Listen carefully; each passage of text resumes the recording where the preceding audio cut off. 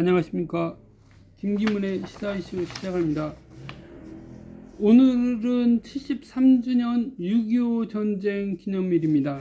뭐 다들 아시겠지만 6.25 전쟁은 북한의 김일성이 소련과 중공의, 당시는 중공이었죠. 그래서 중공의 지원을 받아서 1950년 6월 25일 새벽 4시에 비밀명령으로 사전에 하달된 지침에 따라서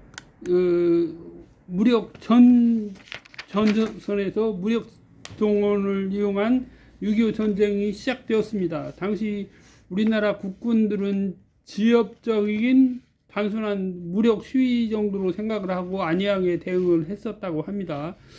결과적으로는 3일 만에 전 전선이 완전 붕괴되고 서울을 내주면서 이승만 당시 대통령은 뭐 대구까지 도망갔었다는 그런 얘기도 있습니다. 아무튼 당시 우리 한국군은 무장 설비가 무장이 굉장히 열악했던 상황이죠. 국방 경비대로 처음엔 불렸고요. 아무튼 그 상황에서 북한은 소련의 지원을 받는 데 있어서 소련군을 북한군으로 위장시킨 그런 사례도 있었다고 하고요. 뭐 탱크 같은 경우들을 열차를 통해서 밤에 비밀리에 운반을 했다라고 합니다. 뭐 당시에는 인공위성이라는 게 없었기 때문에 뭐 알 수 있는 방법이 없었습니다. 지금은 뭐 지상 3만 킬로 요 정도의 수도 없이 많은 위성들이 쭉 깔려 있기 때문에 뭐 다 추적이 되고 하지만 과거에는 그런 기술이 없었습니다. 그런 기술이 없었고 초창기에 그런 이제 미사일 종류 이런 것들이 있어 갖고 독일에서는 히틀러가 V2 로켓이라고 하는 것을 만들어서 영국 본토를 엄청나게 공격을 해댔습니다. 그 후에 생긴 것이 바로 민방위 조직이라는 하는 건데요. 또한 독일은 이런 낙하산 부대를 창설을 하기도 했고, 낙하산 부대로 해서 이제 적진을 침투하는 그런 것도 많이 했습니다. 아무튼 소련은 북한에 있던 일본이 설치했던 많은 중화학 장비라든가 심지어는 수력 발전소 설비까지 뜯어갔다 그런 얘기도 있습니다. 그 대가로 해서 뭐 전투기도 주고 탱크도 줬다 이런 얘기가 있습니다.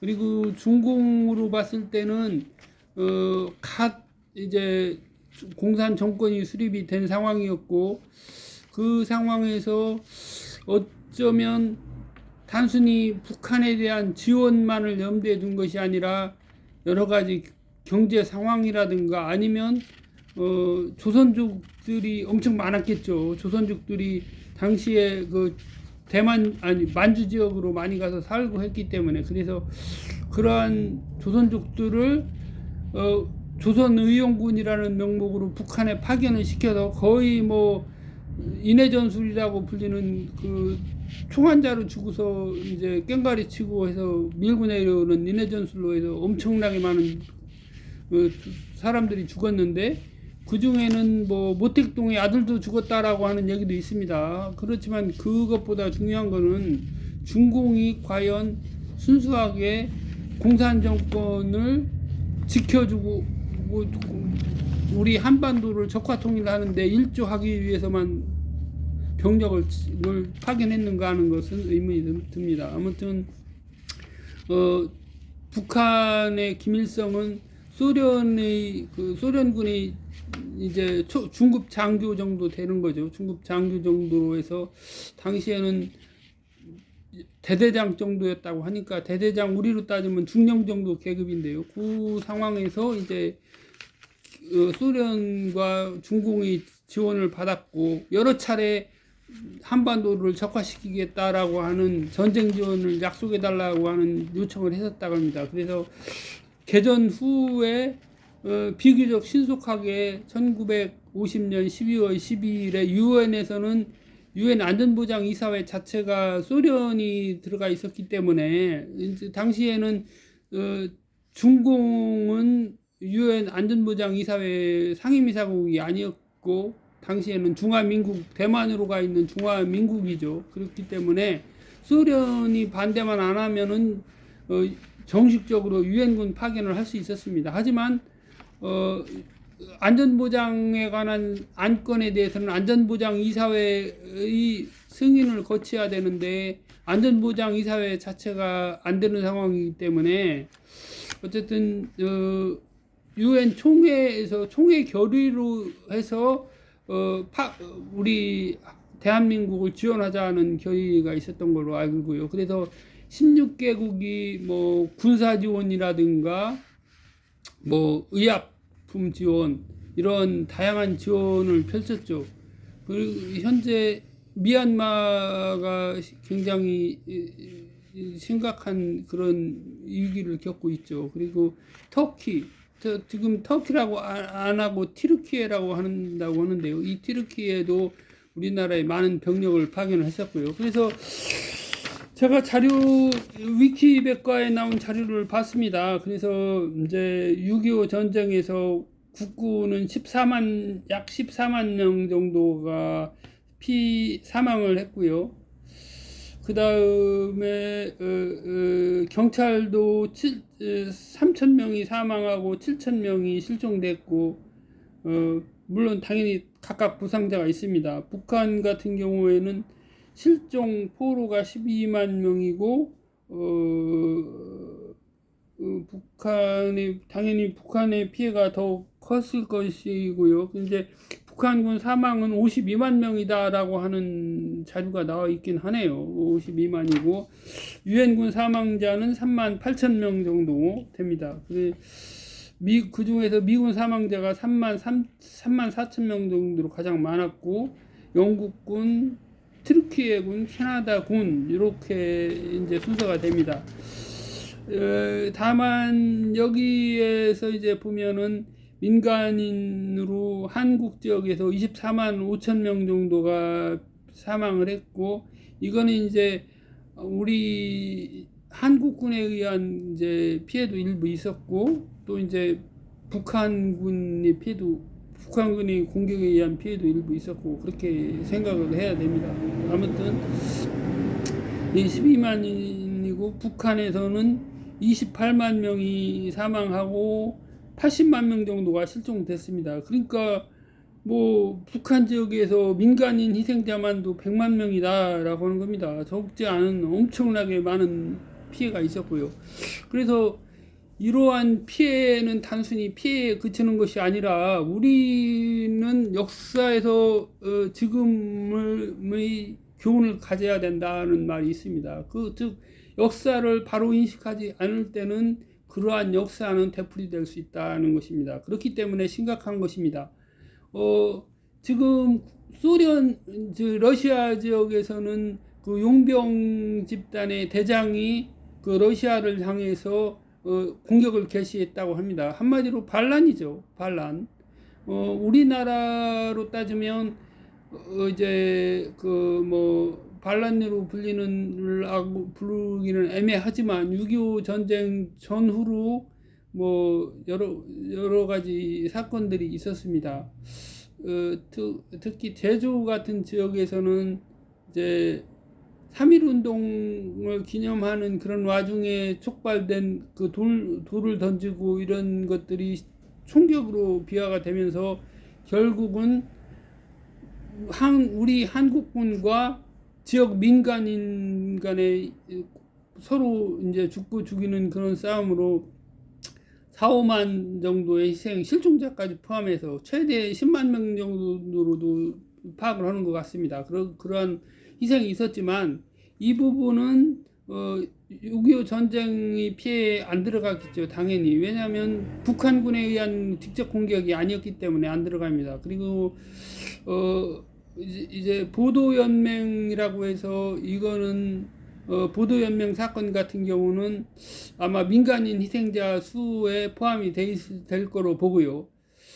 그리고 그거 외로 또 하나가 국민방위군 사건이 있습니다. 국민방위군은 한마디로 병역 면제자들을 비상 수집을 시켜갖고 동원을 해서 60만 정도를 했는데 그 중에 22만 명이 이제 제대로 총 한 번 쏴보지도 못하고 죽었다고 합니다. 결국은 당시 민간인을 이제 대장으로 해서 만든 이승만 정부에서 그 대장이나 그 간부들이 군수물자들을, 군인이 아니었지만 이제 군수물자가 지급이 되고 했었는데 식량이라든가 물자들을 다 착복하고 하는 바람에 22만 병 정도가 굶어 죽거나 뭐 병으로 죽었고, 그 외에도 한 10만 명 정도는 이제 그거 외로도 이제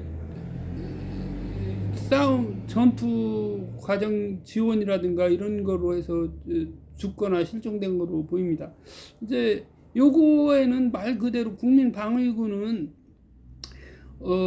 의병전쟁 1910년 전후의 의병전쟁이나 또는 1950년대 독립전쟁 그런 와중에 뭐 만주 지역에 있는 이제 조선족이죠. 조선족들이 이제 뭐 총을 날라준다든가 밥을 날라준다든가 탄약을 날라준다든가 그런 일이 있었는데, 일종의 그러한 역할을 하는 것이 국민방위군이다, 이렇게 보면 될 것 같습니다. 아무튼 그랬고요.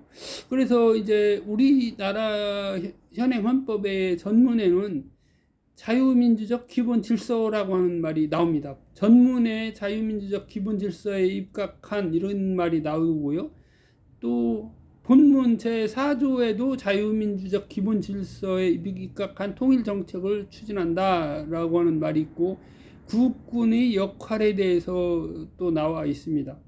그러면은 자유민주적 기본 질서라고 하는 말은 제가 다른 방송에서도 얘기를 했습니다만, 자유민주주의와 자유민주적 기본 질서는 좀 개념이 다르다라고 할 수 있습니다. 즉 우리나라 현행 헌법에서는 순수한 자본주의적 헌법이 아니라 자본주의의 폐해를 수정할 수 있는 그런 조항들을 담고 있습니다. 그래서 최초 제정헌법에서는 혼합경제라고 하는 말이 있었지만, 그 혼합경제는 자칫하면 사회주의처럼 비칠 수가 있기 때문에 삭제가 되고 이제 자유민주적 기본질서라고 하는 개념이 들어온 겁니다.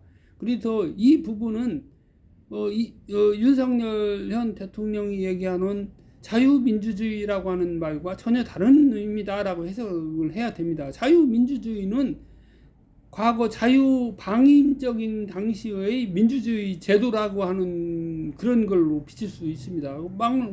말 그대로 자유방임으로 할 것 같으면 우리나라의 무슨 공기업 다 민영화 시켜야 되죠. 그런 논리라고 따지면 자유방임이니까.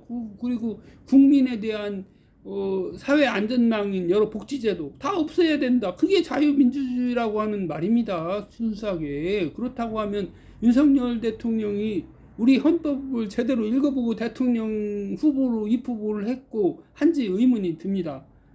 다음으로 앞서 얘기한 6.25 전쟁 기념을 맞아서 올해 초였죠. 올해 초에 북한에서 무인기를 우리나라에 침투시킨 사례가 있었습니다. 또한 우리나라도 마찬가지로 북한 지역에 무인기를 침투시켰죠. 그래서 UN 사령부에서 한국도 마찬가지고 북한도 마찬가지고 모두 정전협정 위반이다라고 하는 결론을 내렸습니다.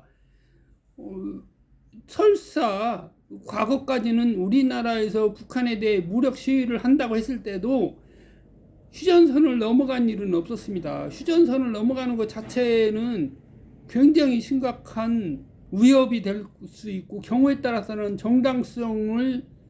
우리 한국군이 정당성을 위협받을 수 있는 사례가 됩니다. 예를 들어서 북한이 막말로 거기에 생화학무기를 넣어서 침투시켰다라고 주장해서 전쟁을 일으킨다고 하면 그 입증 책임을 누가 져야 되는 겁니까? 이런 황당무계한 그러한 거를 무슨 명령이라고 해서 군인한테 내리고 군인이 어떠한 개통 절차로 해서 명령을 수행했는지 모르겠습니다. 군인이라고 하면 모든 명령을 다 그대로 100% 수행해야 되는 겁니까? 그렇다고 하면 우리나라의 또 다시 보도연맹 같은 사건이 일어나지 말라는 법이 없는 겁니다. 이래서 우리 국군 지휘부도 마찬가지고 모든 대통령의 명령 자체가 뭐 구두로 명령하고 이렇게 되는 명령 체계가 아닙니다. 우리 헌법상에 따라서 그러한 명령 체계에 입각한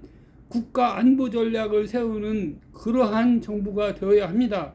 그러한 국군이 되어야 합니다. 오늘은 6.25 전쟁 기념일을 73주년을 맞아서 6.25 전쟁과 안보에 대해서 이야기를 해봤습니다. 김기문의 시사 이슈 마칩니다. 감사합니다.